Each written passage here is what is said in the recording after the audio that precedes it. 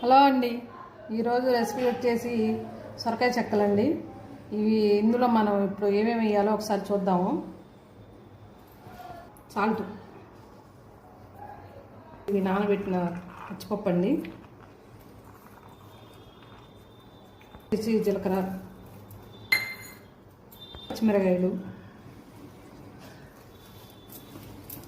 కరివేపాకు, కొంచెం కొత్తిమీర, లాస్ట్ ఫైనల్ సొరకాయ అండి. తురుముకొని నేను ఒక కప్పు వరకు తీసుకుంటున్నాను సొరకాయ. ఇందులో వేసేసి వాటర్ వేసుకొని కలుపుకుందామండి.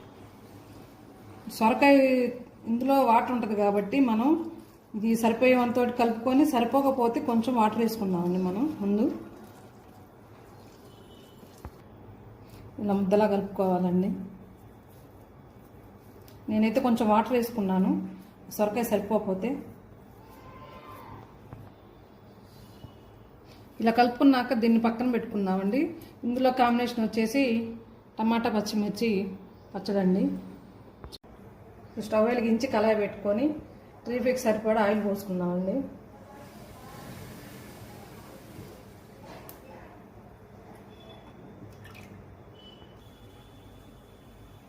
ఇలా ఉండలు చిన్న చిన్న ఉండలు చేసుకొని మనం చేతితోటి ఇలా ఉతుక్కోవాలండి. మనకి ఎంత సైజు కావాలంటే అంత సైజు ఉతుక్కోవాలి. ఆయిల్ వేడెక్కిందండి. ఇప్పుడు ఇందులో మనం ఈ చెక్కలు వేసుకున్నాము.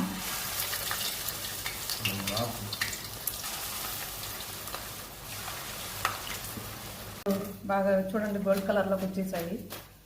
మనకి ఇలా వస్తే సరిపోతుంది. ఇంకా వేడివేడిగా సొరకాయ చెక్కలు రెడీ అయ్యండి. వేడివేడిగా సొరకాయ చెక్కలు రెడీ అయిపోయినాయండి.